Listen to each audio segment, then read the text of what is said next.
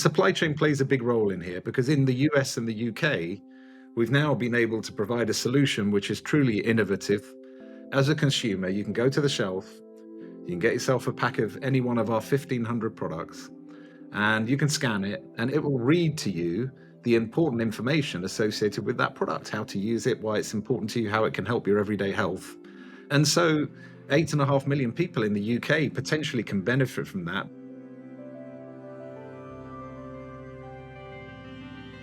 This is Radical Reinvention, a show by 0100 about reimagining the world's supply chains. I'm Victoria Marin, and while I'm not a supply chain professional, I am a professionally curious person. I'm a journalist and the lead podcast producer here at 0100. And since we've started this show, I've learned so much about how supply chains work and what makes them broken. If you've been listening to our show, you know 0100's mission to create 0% carbon, 100% digitized supply chains is at the heart of what we do. We believe this means living in a world where people's needs are met, but the planet is preserved. To do that, we're working together with the world's most innovative supply chain pioneers and industry experts to tackle some of the biggest challenges facing the planet today. And we're inviting all of you along for the ride. Join us as we work to create a more sustainable and responsible supply chain, one radical reinvention at a time.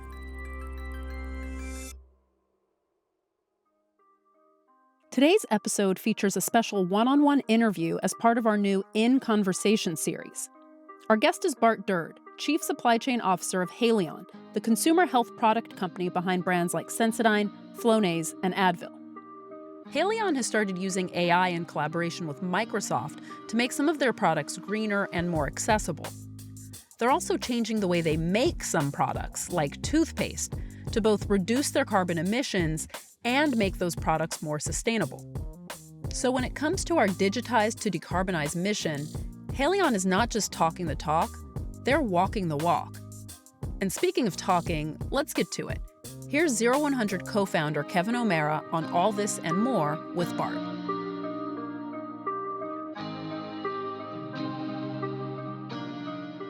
Bart, it's great to have you here. Really looking forward to this conversation. You and I have chatted only briefly so far, but I think there are some really interesting questions that you, as a supply chain leader with experience across industry for quite some time, bring to Haleon and some of its challenges today. But I'd love to start off with, how did you get into this crazy job in the first place? And after all this time and in such a high level of responsibility, what keeps you going?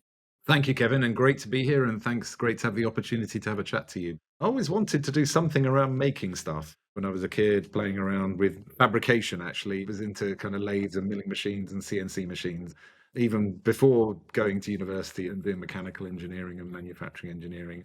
So for me, making things was where it started. So the make part of the supply chain, that's still a core of it. And it's still a place I love because I think people can make such a difference to a supply chain, and helping them get the end-to-end understanding, helping them understand the complexities of what it takes to win, the complexities of a compliance environment, and just to helping people really make a difference. And I think in a supply chain, everybody wants to make a difference in life. In a supply chain, you really can. And when you get it wrong, it's also very visible. It's probably the most visible part of any bit of our organizations, actually. We really live to our accountabilities and responsibilities. You've worked in supply chain for over 30 years. Can you talk a little bit about some of the biggest changes you've seen in that time? Wonderful experience being with Reckitt, Unilever, GSK, and now Haleon over the last 30 years. And clearly, we've all seen the supply chain transform. I would put it into three categories. Globalization. We spent 30 years globalizing the supply chain. And then since COVID, I think getting much more consumer-centered and much more localized in our supply chain, I think, which is a fundamental change. Clearly, the whole sustainability, it wasn't even a factor 32 years ago when I started my career. And it now is at the heart of what we do in the supply chain. It really matters to a future we want to create. And then very much in line with 0100, digitization, having visibility over a very complex end-to-end supply chain network, right the way from our customer through to the materials that we source to provide the products to our consumers. having visibility of that supply chain, digitizing that supply chain, all of those things are things that just weren't around 32 years ago. The one thing that I think is consistent, Kevin, and that continues to matter is people. And clearly, people play a huge role right the way through the supply chain. And of the 22,000 people in Haleon, actually 11,000 of them are employed in the supply chain. And so it is a hugely important part of Haleon. Well, and with a group that size, change and leadership presumably is a really big part of the job for somebody in your shoes. Is that fair to say? Oh, it is. It's all about change and managing change. We've been through since 2015 the merger of Novartis, the merger of Pfizer Consumer Healthcare into GSK. And so we've really created a very unique proposition for consumers that is all about everyday health and all about making a difference to your personal well-being through better everyday health. And we really think we have a unique position to play in that space. Yeah, I like that mission and that tagline. It really gives a better sense of what Haleon represents to the consumer. Having spun away from GSK and now being in a standalone situation, what are the implications of this in terms of Haleon's supply chain? Any particular lessons you've taken away from this experience that you think might help others who are going through comparably large-scale transitions? Yeah, firstly, I think GSK found a way of serving patients and consumers. Patients are very different to consumers. And so we had a great role in GSK, with the many, many commonalities that we had, but fundamentally we are there to serve consumers. And so by unlocking that potential since the middle of the year, we're trying to create quite a unique space, which is very regulated in the same way in OTC, Advil, those types of products, as many of our pharma products are, but behaving in a CPG way in terms of delivering to consumers. And they have the opportunity to buy or not buy our products every single time they go to the shelf. And so our focus on the consumer and then creating an agile, nimble CPG environment in a regulated world is, I think, where we really can play and make a difference. Yeah, that's a really intriguing insight, I think, in terms of the split between GSK pre and post Haleon spinoff. And of course, your background is laden with extremely top tier consumer oriented brands. The lessons learned from dealing with the consumer through that consumer driven version of the supply chain, I would imagine would be very useful on the patient side. But then in reverse, I think some of the lessons learned about how to take care of the health and wellness of the human being at the other end, whether patient or consumer, probably is a great way to bring something special to this other than just, are the shelves full, a la what we would do in classic CPG. What are you guys thinking about in terms of tech innovations, particularly AI, which gives some significant power to the question of understanding the consumer? What do they really want? How do you respond to that? How do you engage with that? Can you tell us a little bit about those kinds of initiatives that might be attached to making everyday health more accessible along the lines of your mission? Clearly, we're very proud of an initiative that Haleon has launched recently, which is Seeing AI, which really comes from that understanding of consumer. And it goes back to our purpose. Our purpose is to deliver everyday health with humanity and really understand the consumer. And there was an observation that 93% of people who were partially sighted or visually impaired really couldn't get the instructions they needed and didn't use the products in the way they were necessarily needed to be used. And so we said, well, what's the potential solution to that? And supply chain plays a big role in here because in the US and the UK, we've now been able to provide a solution which is truly innovative, been partnering with Microsoft. And in that partnership, as a consumer, you can go to the shelf, you can get yourself a pack of any one of our 1,500 products, and you can scan it, and it will read to you the important information associated with that product, how to use it, why it's important to you, how it can help your everyday health. And so 8.5 million people in the UK potentially can benefit from that because they've got impairments which don't help them to be able to read the back of pack. And so we're hugely excited about that. It's a recent initiative. And actually, the heart of the data that's used to provide that information comes from the supply chain called CHAMPS. It's one of our critical data sources to help that information get to the consumer in the way that's both compliant but also informative. And so hugely excited about how the supply chain is linked to the consumer in bringing that to life. That's a brilliantly understandable example of technology making life better for people in the real world. I want to go to the question of Microsoft partnering with you on this Seeing AI initiative. Why Microsoft? What do they bring to the equation? What do you lean on them for in terms of making this a reality? Yeah, Microsoft, we work with them on many, many things, but Microsoft were a key partner in having this capability in this app and this use case. And so we saw that and we kind of created that together to say, okay, how can we use that use case and that app in a better way and provide the information in a more holistic way to the consumer? And then linking that to our own data source, as I mentioned, with Champs. And Microsoft helped us to link those two things together in a really clever technical way. So they provided some of the technology, some of the app capability. We provided some of the data sources and the technology at our end to bring that together. So yeah, fantastic partnership. I'm wondering how much the folks on your own team brought personal knowledge, personal skills, or even just an appetite for working with Microsoft and the tools. I think it was bringing together that app capability and knowledge together with some people who understand compliance and what's important in terms of making sure the consumer gets the data that's relevant, especially in the space of everyday health. So some people from the quality organization, from the regulatory organization, and then also clearly from the tech organization to say, how can we get that data source in the right place at the right time?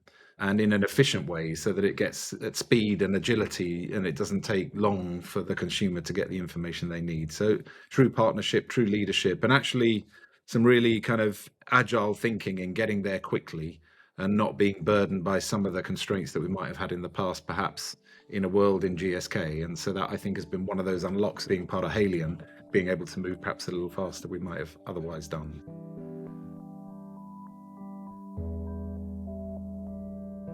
Faster, more agile. We're all talking about that all the time. Going back to the Seeing AI capability, the app itself, obviously for folks who have sight inhibitions, this is a wonderful solve for, but what about other app products and other consumer categories where you think it might play out?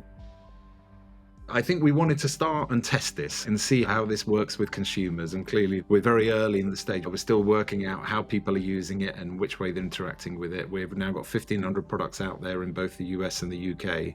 And so I think the team will start working out how can we make this bigger, make it across more markets, make it more relevant for consumers. So we're still learning, Kevin. It's a learned use case. We'll see how it evolves over time and maybe come back to it in a year and see what we've done with it. Let me pull back a little bit, go back to your supply chain roots.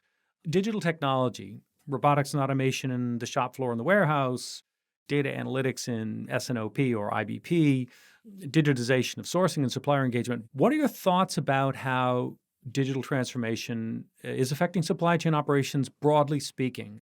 Two kind of very clear examples, I think, that I've talked to many of my chief supply chain officer colleagues and peers about. One is the true end-to-end visibility of the supply chain and making that real time and making that help us to manage through the complexity that we've been through in the last 3 years. But also the world is going to continue to be disrupted, knowing where your products are, how they can be available at the time when consumers need them most, and having a digital way of really translating that complex supply chain and making it available to everybody. I think everybody's got a role to play in the end-to-end supply chain. Every one of those 11,000 people in our organization. And the more of those people that can see the end-to-end and not just the specific role that they've got, I think the more effective we will be at delivering agility, speed, and really genuinely meeting that consumer need. That's what the power of digital is to give all of those people real visibility of what that looks like. And then, of course, in sustainability,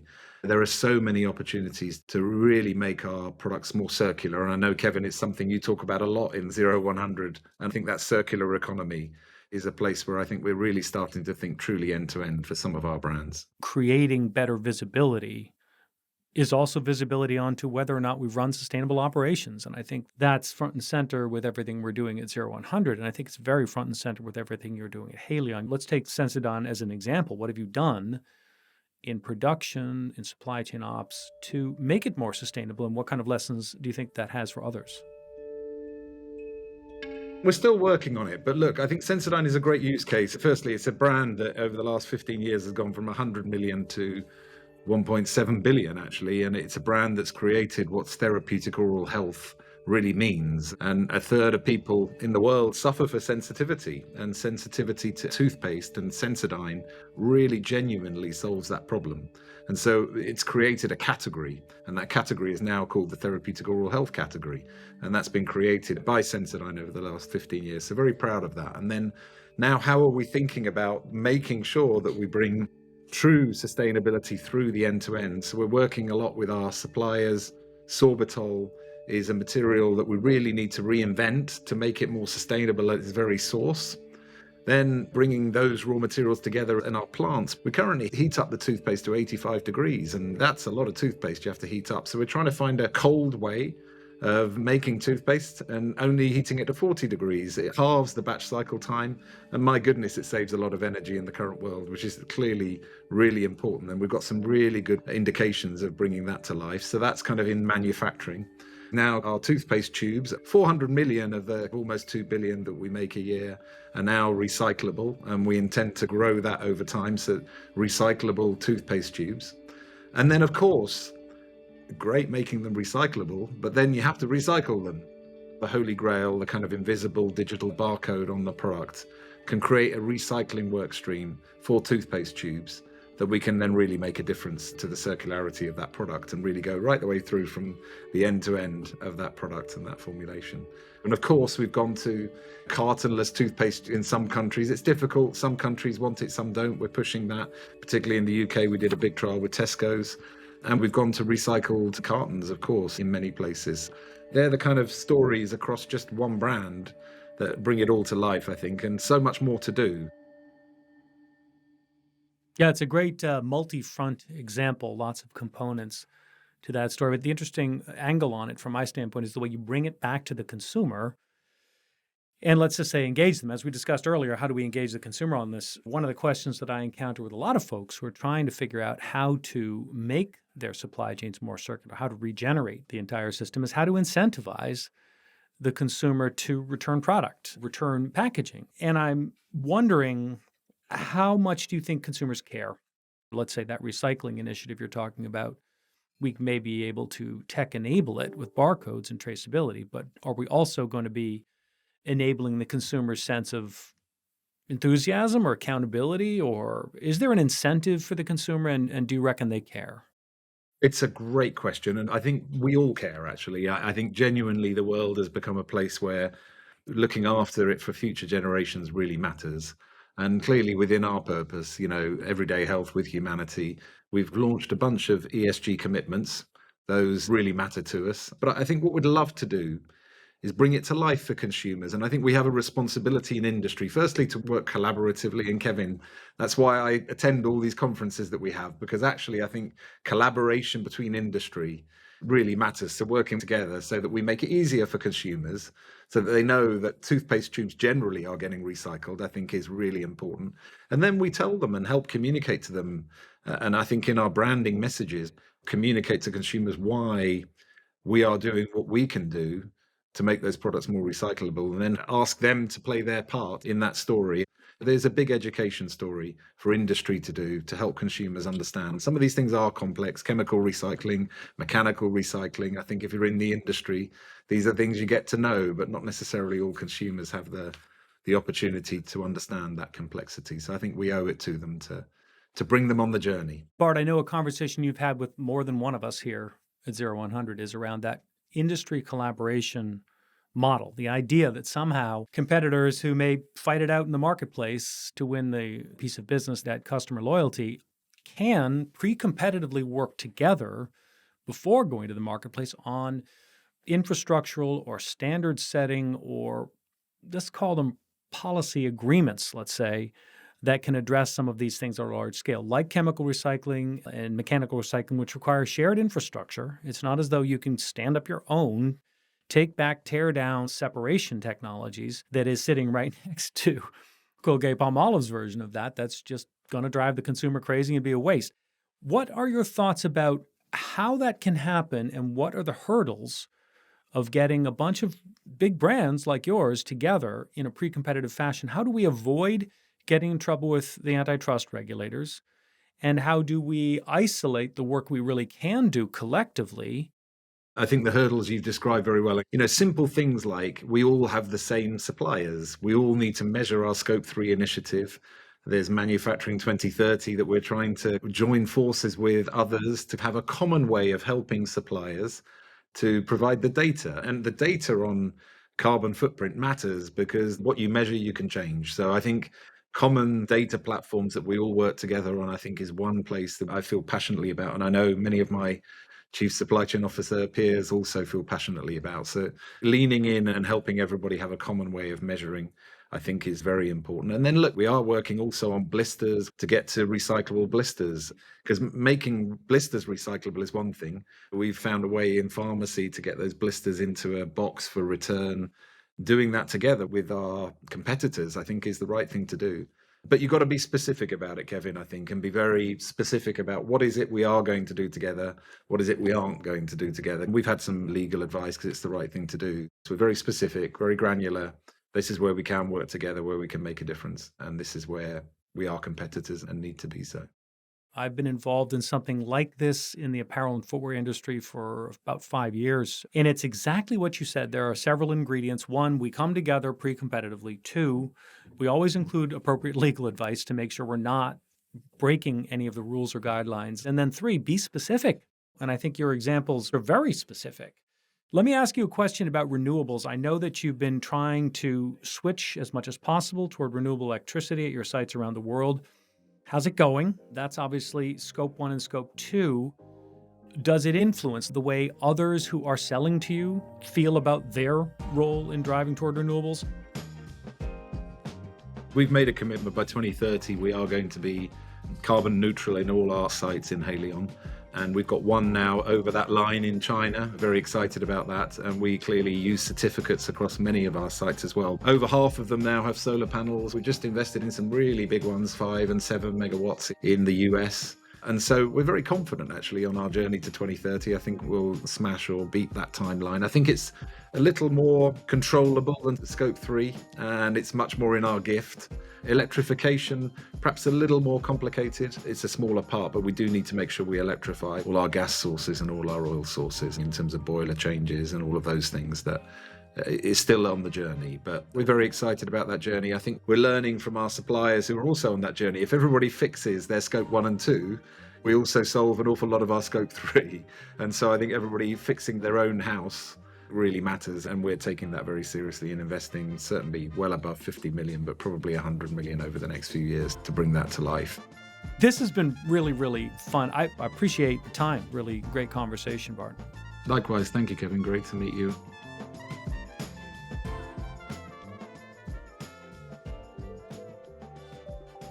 All right, friends, there it is. That's it for Radical Reinvention Episode 7. Thank you to Bart Derde, Chief of Supply Chains at Haleon, for being our special guest today, and to one of our 0100 Chiefs, Kevin O'Mara, for leading such an interesting and informative conversation. You can find links from references made during the episode in the show notes.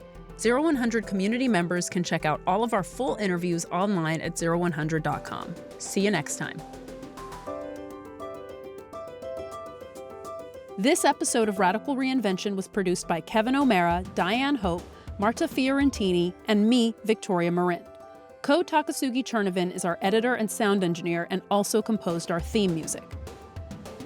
To find out more about 0100 and to check out our content library, go to 0100.com. If you're interested in joining our community of contributors, send us a note at hello@0100.com.